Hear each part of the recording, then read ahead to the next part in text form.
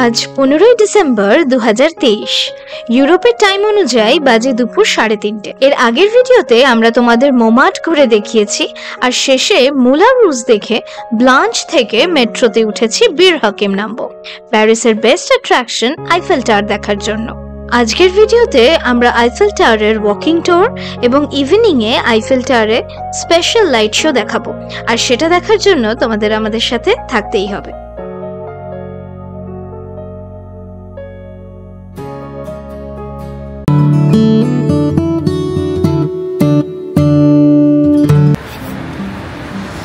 আমরা বীর হাকিমে নামবো ভেবেছিলাম, বীর হাকিমেই ট্যুর আইফেল আছে, বাট হ্যাঁ ওখানে নামলে কম হাঁটতে হতো, বাট ডাউট হলো বিকজ আমরা নামলাম ডিউপ্লেক্সে, বীর হাকিমে তো কোনো স্টেশন দাঁড়ায়নি ট্রেন, তো তারপর নেমে জানতে পারলাম কি ওকে লাইক কিছু কাজ হচ্ছে প্রেফারেবলি, সো বীর হাকিম ওরা স্কিপ করে চলে গেছে 30th October থেকে 4th February 2024. Trains will not stop at the station during this period. Please plan your itinerary on ratp.fr ওদের যে একটা অফিশিয়াল গভর্নমেন্ট সাইট রয়েছে, লাইক দেখে এটা advance and check travel time, please modify your travel plans accordingly.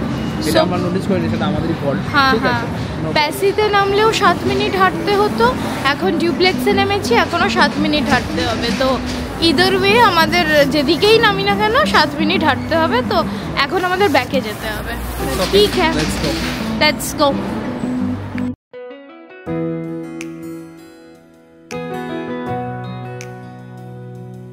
ডিউপ্লেক্স station নেমে Eiffel tower যাওয়ার রাস্তাতেই চোখে পড়ল Indian embassy.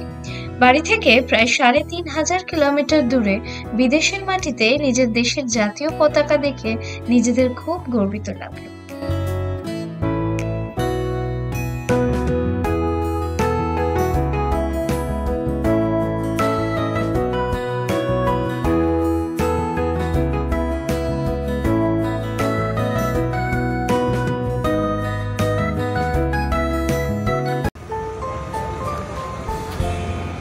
Hello Iron Lady, the Eiffel Tower. Wow, so beautiful. Paris se asha like complete holo tour Eiffel diye. Eta UNESCO World Heritage er ekta 7 wonders er moddhe ekta, আমরা জানি সকলেই। It's just beautiful.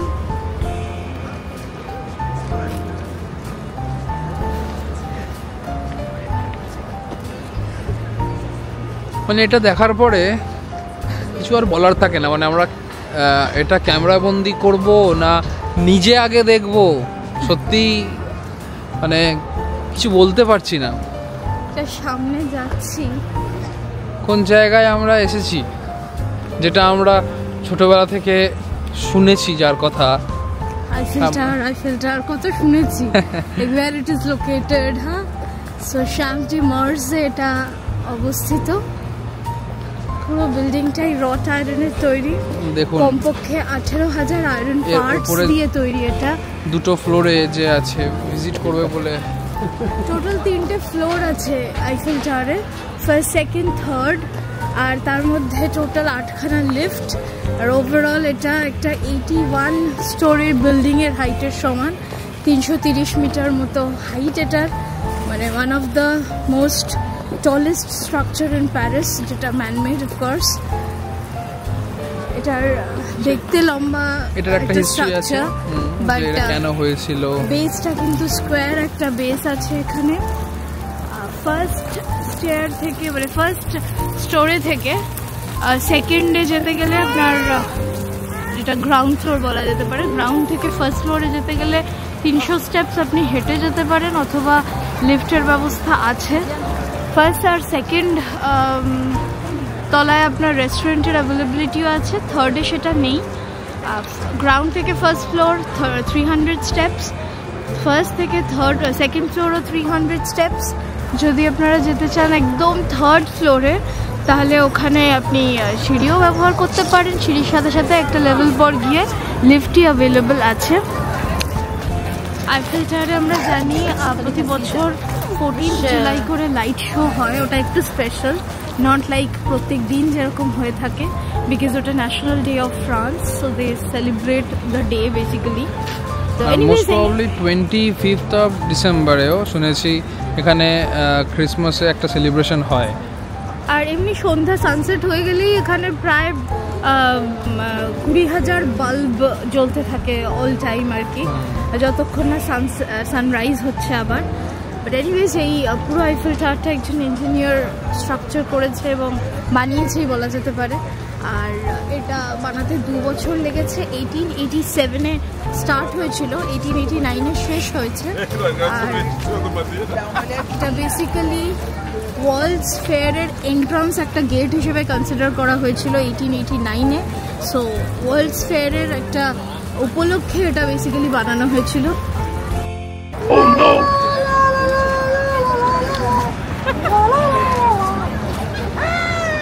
এই প্যারিসে অনেক রকম scam হয়ে থাকে। এরা তোমাদের সাথে প্রথমে ফটো তুলবে, তারপর চাইবে ইউরো।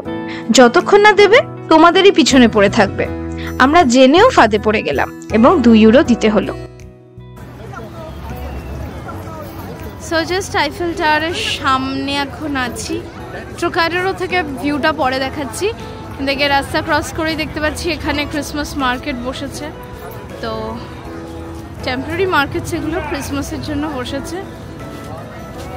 আইফেল টাওয়ারের ঠিক অপোজিটে হেঁটে গেলে ট্রোকাডোরো, ওখান থেকে ভিউটা একটু পরে তোমাদেরকে দেখাচ্ছি।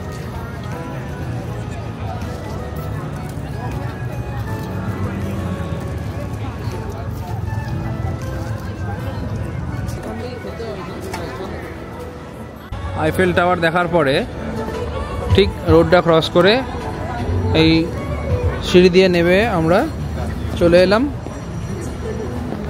সিন রিভারের সামনে। নিচে কিছু ক্রুজ দাঁড়িয়ে রয়েছে দেখতে পাচ্ছি। এখান থেকে ক্রুজগুলো একটা টোর করে সিন রিভারেই ওরা আর কি যাবে। তার মধ্যে অনেক সময় ফুডিং অ্যালাউড থাকে। তো এখানেও চাইলে আপনারা এসে বুক করে নিতে পারেন, বা এটা অনলাইনেও বুকিং হয়।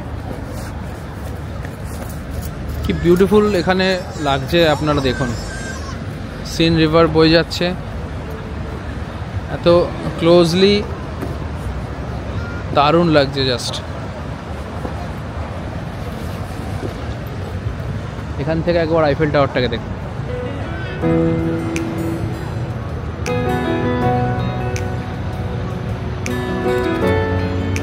বিউটিফুল বিউটিফুল লাগছে।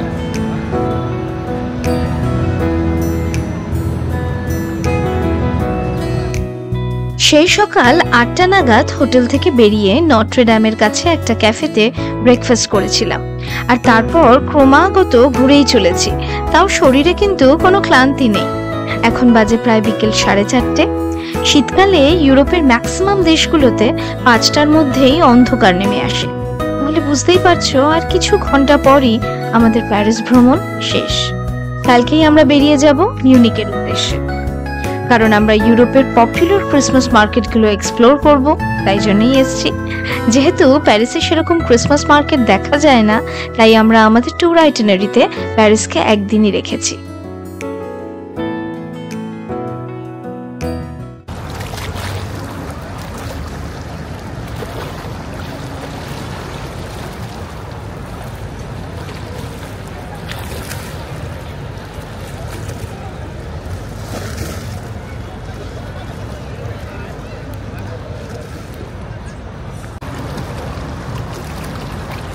সিগালগুলোকে দেখুন,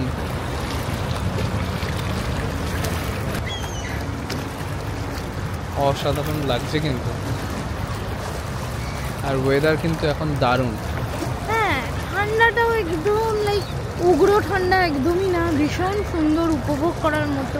আসলে আজকে রোদটাও উঠেছিল, তো সব মিলিয়ে একদম পারফেক্ট বলবো।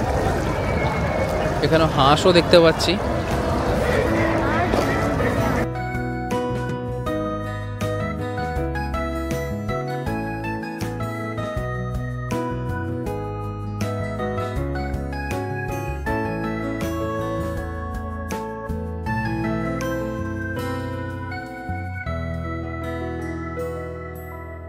সো আইফেল টাওয়ার দেখার পরে আরও একটু হাঁটার পরে ক্রুজ ভিজিট করার পরে আমরা এখন সিএন রিভারের ধারে বসে রয়েছি।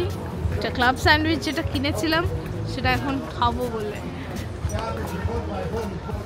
এখানে কিছু একটা জিনিস ঘটছে।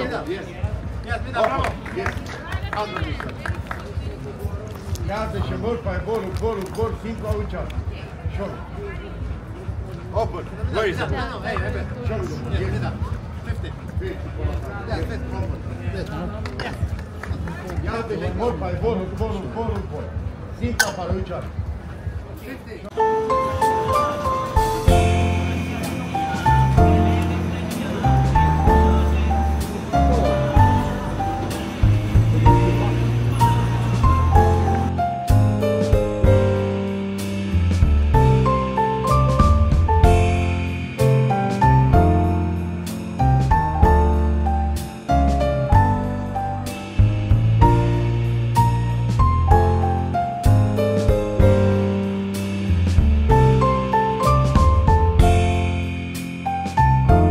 এই হচ্ছে scene river.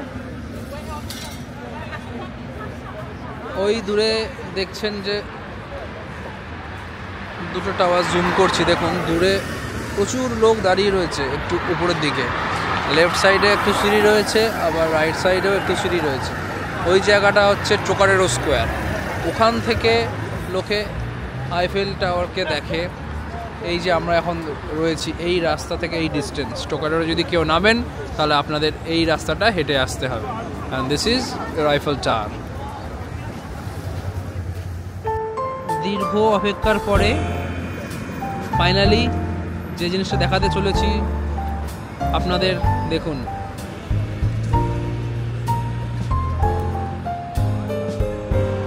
Most beautiful tower in the world, Eiffel tower. মনটা যেন জুড়িয়ে গেল দেখে। কেমন লাগছে বলো?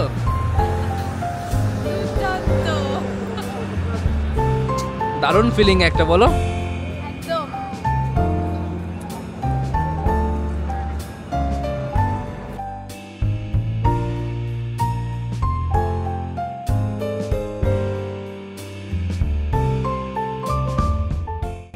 আমরা বেশিরভাগ সবাই শুধু আইফেল টাওয়ার দেখব বলেই প্যারিসে আসি, কিন্তু এই আইফেল টাওয়ারের সাথে সেন রিভারের এই অপরূপ সৌন্দর্য দেখে তোমাদেরও মনটা ভরে যাবে।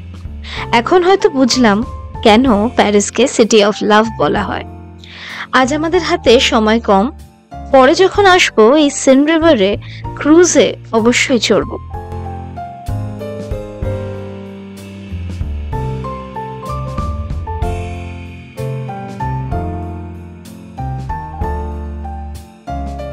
আমরা এখন রাস্তা ক্রস করে ট্রোকাডেরো স্কোয়ারে যাচ্ছি, যেখান থেকে আমরা আবারও তোমাদেরকে আইফেল টাওয়ারের ভিউটা দেখাবো। রাস্তা ক্রস করতে না করতেই শুরু হয়ে গেল লাইট শো। সন্ধে নামতেই আইফেল টাওয়ারে প্রতিদিন প্রতি ঘন্টায় 5 মিনিট করে এই লাইট শো হয়। আমরা বেশ অনেকক্ষণ ধরেই এই শোটা দেখার অপেক্ষায় ছিলাম। এই লাইট শো প্রতিদিন রাত 1টা অবধি হয় এবং রাত 1টার লাইট শোকে ব্রাইটেস্ট হয় 10 মিনিট ধরে চলে। আমরা এখন ট্রোকাডেরো স্কোয়ারে আছি, যেটা আপনাদের কিছুক্ষণ আগে দেখাচ্ছিলাম আইফেল টাওয়ারের সামনে থেকে। আমরা হেঁটে হেঁটে এই আইফেল টাওয়ারের লাইটিং শোটা দেখে এলাম হচ্ছে ট্রোকাডেরো স্কোয়ারে।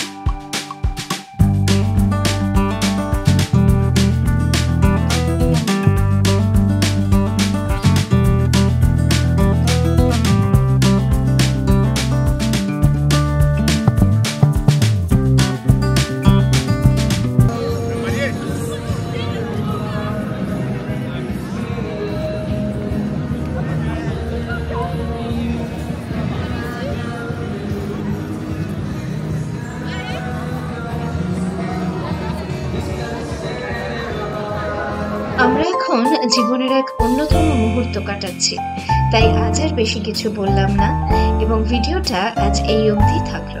তোমরাও এই মুহূর্তটা এনজয় করো।